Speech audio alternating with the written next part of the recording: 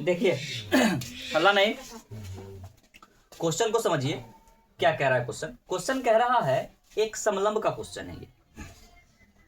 समलंब मतलब आमने सामने की भुजा इसका समानांतर नहीं होगा, केवल एक भुजा जो है, दो भुजा समानांतर होगा और दूसरी भुजा समानांतर नहीं होगा, वो असमानांतर होगा। ठीक है ना। कहने का मतलब है कि क्वेश्चन कह रहा है एक नहर के अनुप्रस्थ का आकार, अनुप्रस्थ काट का आकार होगा। ठीक है ना। आकार समलंब है।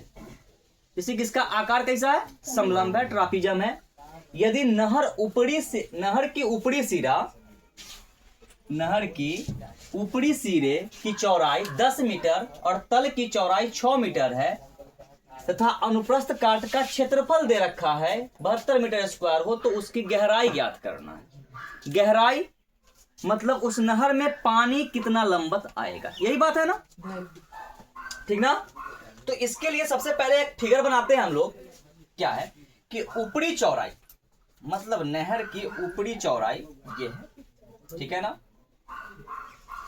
और निचली चौड़ाई ये। नहर इस आकार का है। ठीक है। ये हमारा ए, बी, सी और डी हुआ। एडी की लंबाई है 10 मीटर। ये हमारा कितना है? 10 मीटर।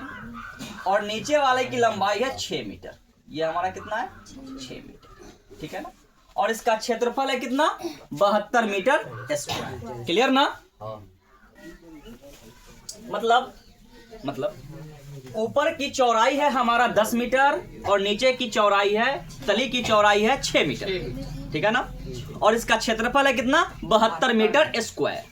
हमसे गहराई पूछा है, तो इस नहर की जो गहराई होगी, वो क्या होने वाला है? सो देखो, इस नहर की गहराई यही होगी ना, एकदम ऊपर से नीचे तक के लंबवत दूरी, मिनिमम दूरी। थोड़ा सा भी अगर टेढ़ होगा तो ये तो दूरी बढ़ जाएगी ना। तो मतलब है कि यहाँ पे इसका कितना 90 डिग्री का एंगल बनना चाहिए, इधर भी 90 डिग्री का बनना चाहिए। ठीक है ना। तो ये जो गहराई होगा उस नहर का, इस आकृति का ऊंचाई हुआ कि नहीं हुआ? ऊंचाई हुआ ना। अब यहां पर देखिए कि क्वेश्चन में क्या क्या दिया गया है। गिवन है क्या? समानांतर दूरी दिया है। ये दूरी इस दूरी के समानांतर है, लेकिन इसका ही नहीं है समानांतर। देखो कि यहां से यहां तक के कम दूरी आती है, लेकिन यहां से यहां तक के ज्यादा दूरी आ जाती है, तो इसको समानांतर हम नहीं बोलेंगे। मतलब है कि ए बराबर, प्रथम भुजा को हम ए मान लेते हैं कि ए बराबर कितना आ जाएगा? 10 मीटर। और बी, दूसरी भुजा को हम क्या मान लेंगे? बी बराबर हो गया कितना? 6 मीटर। और इसका क्षेत्रफल दे रखा है, कितना? 72 मीटर स्क्वायर। हमसे क्या पूछा है? गहराई पूछा है। गहराई को हम क्या बोलेंगे? ऊंचाई। गहराई को हम क्या बोलेंगे? ऊंचाई h। ठीक है। बस इसका क्षेत्रफल रखते आ जाएगा। ठीक है ना। समलंब का क्षेत्रफल होता है 1/2 गुना समांतर भुजा का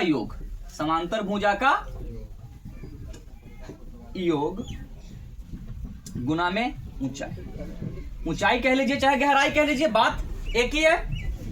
अब देखिए कि समानांतर भुजा तो यही दोनों है। ये दोनों क्या है? समांतर भुजा है। समांतर मान को रख दीजिए। क्षेत्रफल बराबर कितना? 72 मीटर स्क्वायर। 72 मीटर स्क्वायर 1/2 गुना समांतर भुजा में एक 10 है मीटर और एक है 6 मीटर। ठीक है ना। और गुना में ऊंचाई क्या है? h। क्लियर। 72 मीटर स्क्वायर बराबर 1/2 गुना 10 और 6 मिलके 16 मीटर होगा ना।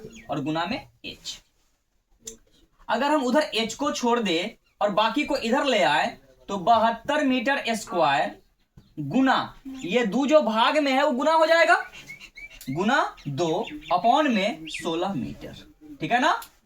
मीटर से 1 मीटर कट गया, 2 से कटाइए 8 टाइम में, 8 से कटाइए 9 टाइम में।